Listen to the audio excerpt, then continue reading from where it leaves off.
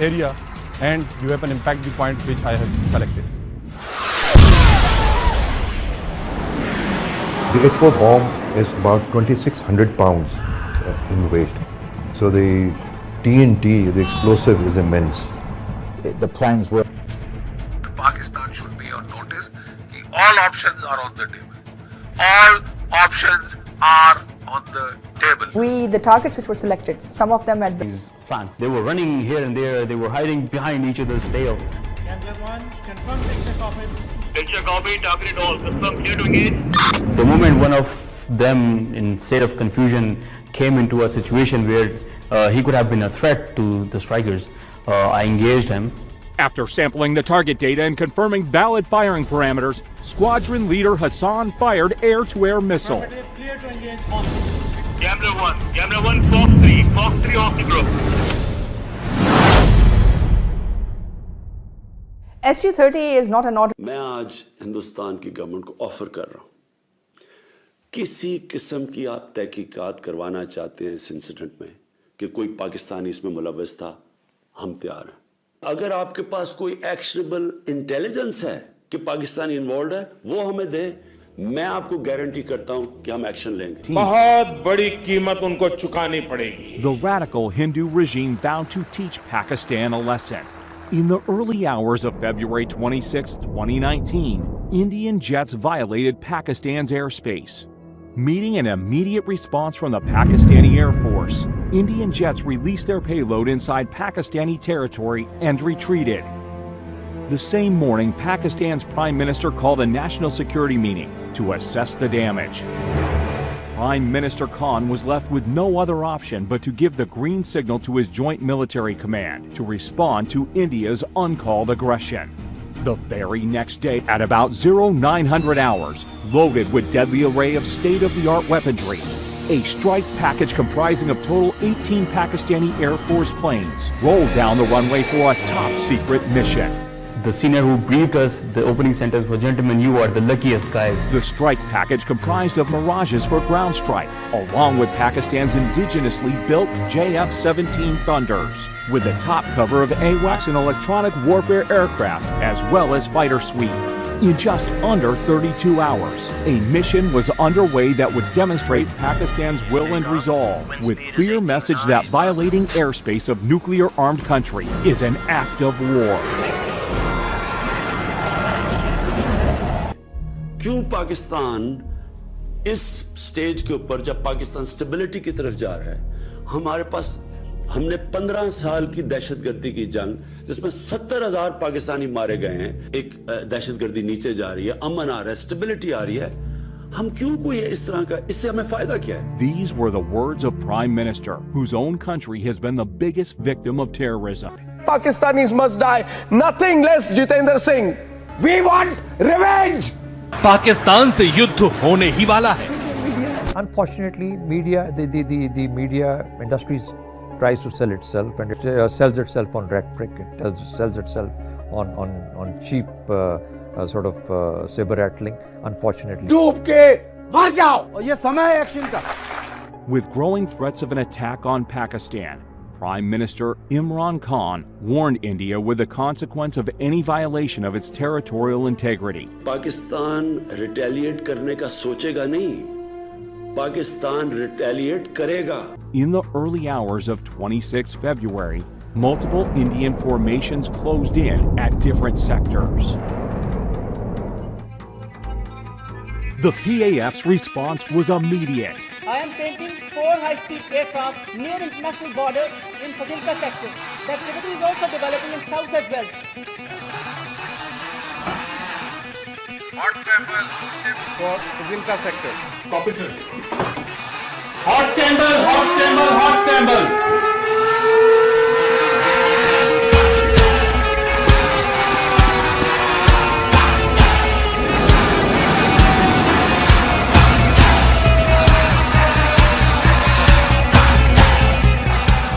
I'm also pending high-speed activity in the north. Divert, cap or line of control.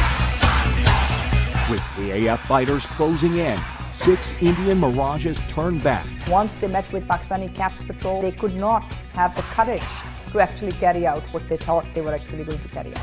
While formation of 6 Mirage 2000s released their glide bombs near line of control, committing airspace violation of around 2 to 3 kilometers as they turned back. If someone comes in about a kilometer inside or 2 kilometers inside and it's turned around trying to get away after having dropped its bombs, which is not too difficult these days, but at the cost of accuracy. The Mirage 2000s fired the Spice 2000 standoff weapons, which overshot the target. With the Indian bomb standoff range of over 60 kilometers, they traversed over 50 kilometers and fell into a forested area, quite a distance from the apparent intended target, and decimated nothing more than a few pine trees. That was not just an embarrassment for the Indian Air Force, but also for the Israeli manufacturers. It wasn't the conventional bombing that they had come over Balakot and bombed, in which case, of course, we could have intercepted them. But this was the first case of between India and Pakistan in any conflict, the bomb being lobbed from about 45 to 50 kilometers away. Although there was no loss of lives and property on ground, the country's sovereignty had been violated. Whether the aircraft came in or not, the bombs came in. The bombs flew into Pakistan, so we took it as a violation of our sovereignty. Images of the site were released by Pakistan, and media reporters started reaching the spot as well. इस attack में जो वाहिद casualty है, अगर कोई मौत वाक़या हुई है, तो वो इस कबे की मौत वाक़या हुई है. It seemed that Narendra Modi saw punitive action against Pakistan as his key to a landslide victory in the upcoming election, हमने पाकिस्तान की सारी हेकड़ी निकाली. and was completely blinded to the danger of potential escalation. Complex retarded Indian leadership, which is like a dinosaur, huge in size but mindless. Prime Minister summoned national security meeting the same morning. The violation of Pakistan's territorial integrity was apparent. Balakot is Pakistani territory by all measures and by all thinking. The response will come at the point and time of our choosing.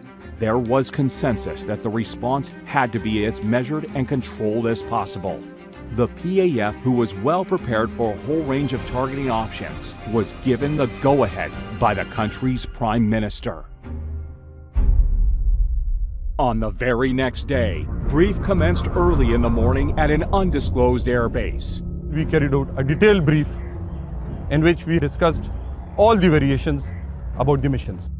As per the mission plan, Mirages and JF-17, duly supported by escorts and patrolling fighters, would carry out a standoff attack against legitimate, pre-designated military targets in Indian-occupied Kashmir. Since the mission purpose was essentially to demonstrate Pakistan's resolve and capability, the general area of bombing were the open spaces and military garrisons near the line of control. Aim of our today's mission is going to be 100% bombs on target, whereas sweep is going to ensure survival of our all strikes. It's going to be our top priority of the mission. At 0900 hours on the morning of 27th February 2019, fighter jets from different elite squadrons rolled down the runway. The morale of the pilots was intense. They were ready. There was no holding back. Within the next 24 hours, the Indian Air Force went on a high level of alert, but they were expecting the Pakistani Air Force to attack at night, but they didn't. They attacked during daylight hours. Broad daylight, when perhaps the Indians were taking a break and having their breakfast, we approached on the morning 9 o'clock of 27th February. And the attack came in the shape of 2 Mirage 5 PAs armed with 2 H4 standoff weapons, backed up by JF-17s with 1,000-pound range extension kits. 2 Mirages, along with JF-17s, headed towards their respective pre-designated targets in Indian-occupied Kashmir. Pakistan should be on notice. All options are on the table. All options are on the table. The targets which were selected, some of them at brigade level, some of them at different depots, indicated that we understand what is the standoff capability. They went off, the H4s were fired. And now I started to concentrate on my target, leading the weapon to the target. And you can see the target designated box shift away from the intended target because now the pilot wants the bomb to hit about 1,000 yards away. The H-4 bombs were steered away from legitimate targets with great accuracy. Time was very limited. I had only 15 to 20 seconds to carry out all this task. On that, I immediately unlocked the weapon and took it towards the right side to unpopulated area, and the weapon impacted the point which I have selected. The H-4 bomb is about 2,600 pounds in weight. So the TNT, the explosive, is immense.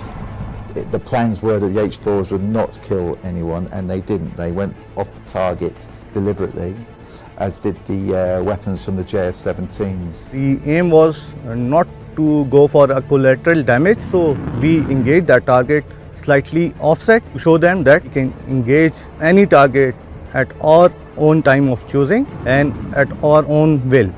We engaged simultaneously 6 targets without crossing. We deliberately dropped them away from the actual targets to give them a message that we don't want to escalate the tensions, but if you challenge the sovereignty of Pakistan, we are going to hit you and hit you really hard, right onto the exact targets. Strike was not just a strike. It meant that you had so much confidence in your offensive team that you knew that they will hit the targets, carry the precision, send the message across, will overwhelm Indian defenses, overwhelm Indian radar capability, and at the same time be prepared for a counter response from India. PAF's ground strike had, meanwhile, rung alarms on the Indian air defense radars, and patrolling Indian fighters were directed to intercept them. My job was to protect and provide coverage to the Striker aircraft, whose job was to go and deliver the weapon in the enemy territory. Formation from PAF's fighter sweep was vectored towards 2 approaching IAF fighters. There were actually 2 Su-30s in this sector, and as we say in our profession, they were grinding 1+1 at certain altitude. Working at the rear of the PAF strike package were PAF's early warning and electronic warfare aircraft. You've got to understand that the communications between all the Indian Air Force aircraft would have been jammed. It must have been pretty difficult out there, up in the air, not knowing what was going on. There was confusion all around in the enemy's flanks. They were running here and there, they were hiding behind each other's tail. Gambler 1, confirm picture copy. Picture copy, target all, confirm, clear to engage. The moment one of them, in state of confusion, came into a situation where he could have been a threat to the strikers, I engaged him. After sampling the target data and confirming valid firing parameters, squadron leader Hassan fired air-to-air missile. Clear to engage on. Gambler 1, Fox 3 off the group. Su-30 is not an ordinary aircraft. It is a multi-role, almost a 5th generation platform. It is perhaps one of the best strike aircraft you can think of. Soon after the shootout, all hell broke loose in the Indian camp. This guy who's number 1 was actually shot by myself. He just turned back and ran away like anything. There was also 2 Mirage 2000s, which the pilots claimed there was some issues with the radars, allegedly. They then pulled out. They had everything that they had that particular day because they were expecting Pakistan Air Force to respond. After having bombed a part of our piece of our geography, they knew what the Pakistan Air Force was going to do to them in the next couple of days. An IAF Mi-17 helicopter was scrambled for a search and rescue mission of downed Su-30 MKI. But in the chaos, it was taken for a hostile unmanned aerial vehicle by the Indian Air Defense Unit at Srinagar, who fired a surface-to-air missile at it, leading to a case of horrific fratricide. No command and control, no ability to discern what was the real target. It was not the target, but a battery commander sitting there was probably looking for solutions and didn't have those solutions. The helicopter crashed near Budgam in the Indian-occupied Kashmir, killing 6 aircrew. And you have to ask yourself, why would an Mi-17 be flying in the area? It appears to me and to many other commentators that aircraft was there on a combat search and rescue mission to pick up the downed Su-30 pilot. Pakistan! Pakistan! Pakistan! In the ongoing fracas, the patrolling Indian formations dispersed. 5 MiG-21 Bisons of number 51 Squadron were scrambled successively from Srinagar. One of these Bisons was flown by a senior Indian pilot, Wing Commander Abinadan, who soon after takeoff was deprived of situational awareness by the PAF's EW aircraft in the air. The jamming aircraft, which did a superb job, absolutely superb job jamming the communications of the Indian Air Force. Primarily, he couldn't hear the instructions from the ground controller at all. As soon as we picked up some of their jets crossing the LOC, we executed as per our plan. Target aggressor 1. Declared group about to cross LOC. On.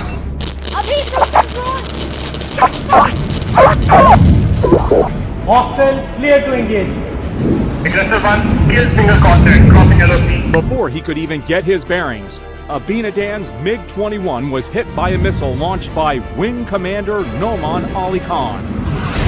Aggressor 1 targeted. It was a planned execution of the kind of tactics we normally execute in our training. Copy kill, other one trailing by 10 miles, bugging out. They went blank. They were dark. It was dark for them. It was like a night. It was day, but it became a dark night for them. They didn't know what had hit them. Abinandan been ejected, recovered on the ground, unstrapped himself from his chute.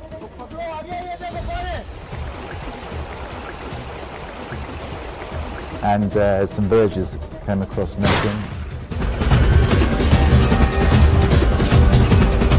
Ultimately, the Pakistani army came along and took him away.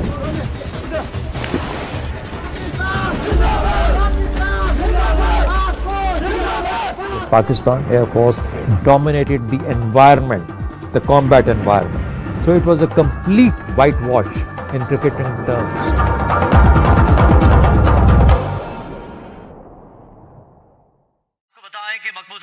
भारतीय air force का तैयारा मार गिराया है पाकिस्तान ने 2 भारतीय तैयारे हैं जो मार गिराए हैं, जो इब्तदाई मालूमात सामने आ रही है।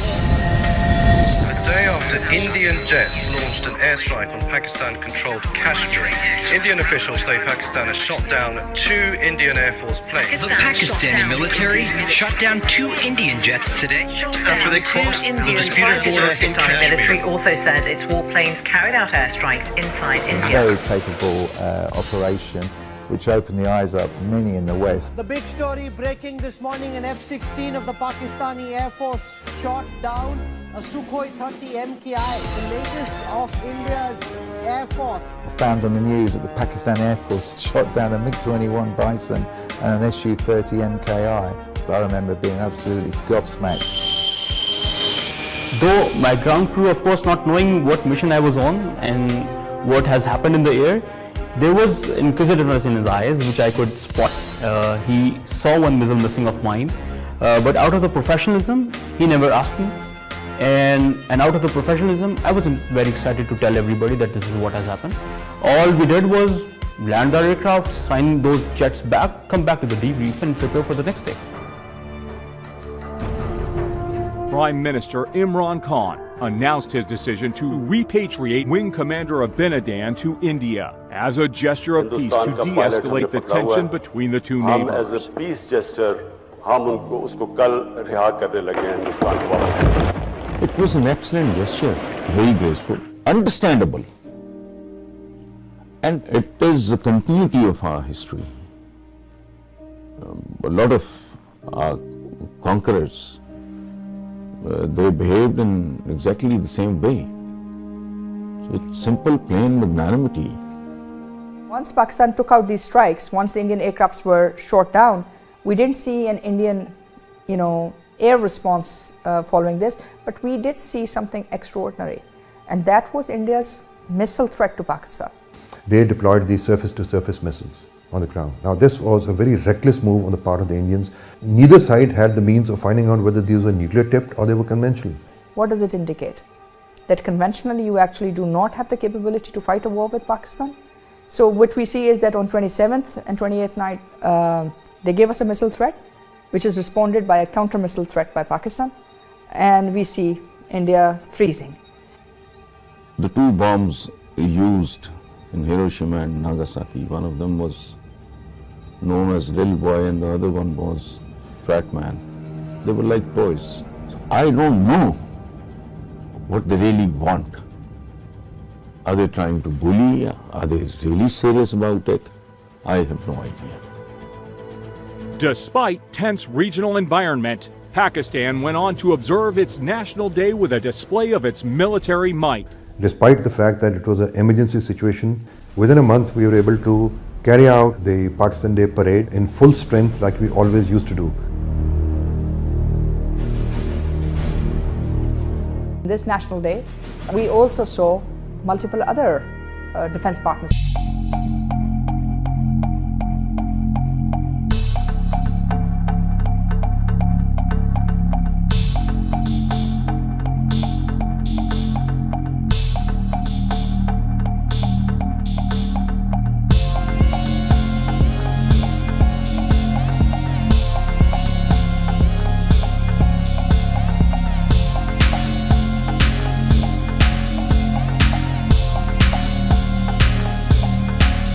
Humiliated BJP government in India, backed by rogue RSS radicals, and the Bollywood-inured Indian media continued to turn out nothing but fanciful claims.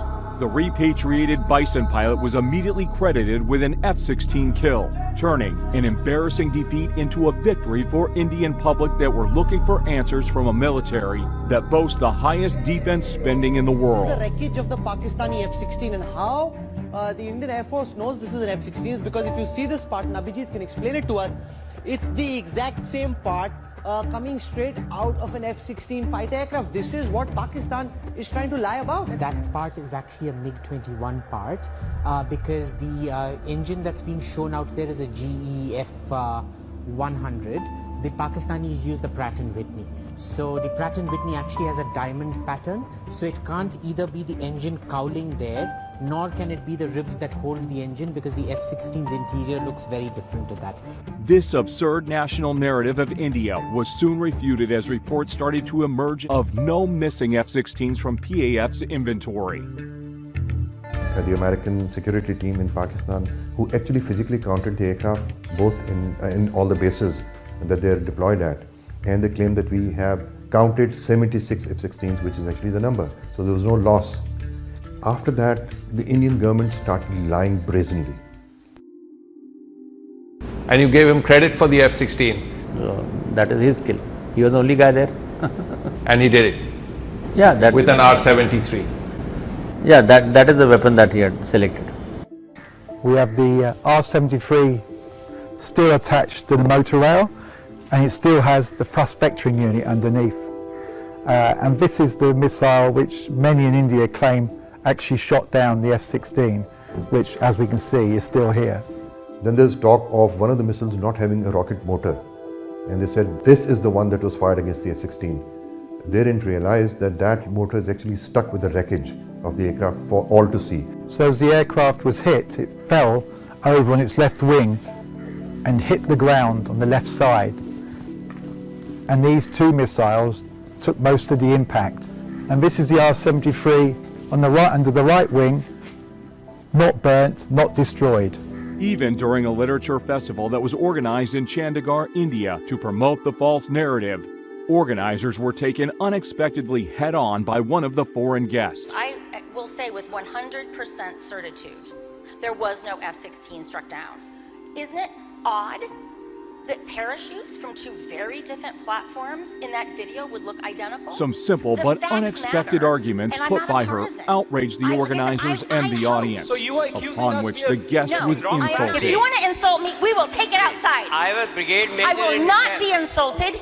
I'm here with the wreckage of Wing Commander Abhinandan's MiG-21 Bison, which was shot down on February 27th last year. Here's the main tail section. Here's the fuselage, and it's a very, very capable MiG-21 because in the nose there would have been a Phasotron Copio radar. In the tail, just around here, it had embedded RWR systems as well. And under the wings there would have been chaff and flare dispensers. But what makes this more interesting is this is an ELTA RWR system, which is supposed to be one of the cutting edge RWR systems. So it didn't seem to work too well that day. What is obvious is he never knew what was happening. The fuel tanks are still with the aircraft, and during air-to-air combat, you would always release the fuel tanks before taking on your opponent. The record shows drop tank, which quite obviously means that he did not take the first step. When you get into combat, you drop your tanks. The tanks are meant to be dropped, so you're lighter and you're more maneuverable. Quite obviously, he didn't know what the hell was going on. And a lot of people have asked me about that day and how on earth could the Pakistani Air Force of bloody Indian Air Forces know so well. And it's all down to the fantastic training. The briefing, to going to the aircraft, starting it up, going in the air, it was so professional. And of course, I owe it back to the institution, to the training that we have been provided with. I've been to Pakistan Air Force many times, and I have to say the training is constant. I think 26th and 27th of February very clearly indicated that Pakistan is capable of not only handling an offensive operation inside Pakistani territory with Pakistani defensive measures, but is also capable of carrying out a counter-offensive at will, at discretion, and in broad daylight. The aerial engagement over Kashmir on 27 February 2019, And if they will cross Pakistani territory, it will be taken as an act of war, and Pakistan will respond back. Modern combat is like an orchestra. Every piece must play its part at the right time. And when that happens, you get a symphony. So you got to make this symphony function and work together to produce the most beautiful music that you can see. 27th February was that day when an excellent, beautiful music was played by the Pakistan Air Force for the people of Pakistan. I think the signal was loud and clear that Pakistan would retaliate if any sort of adventurism takes place either in Azad Kashmir or any part of Pakistan. Well, Pakistan has, mashallah, one of the best intelligence agencies in the world. And so we knew about the preparation 48 hours before they actually attacked. We knew that from our radars and from our information are strong enough, are powerful enough to handle any sort of situation.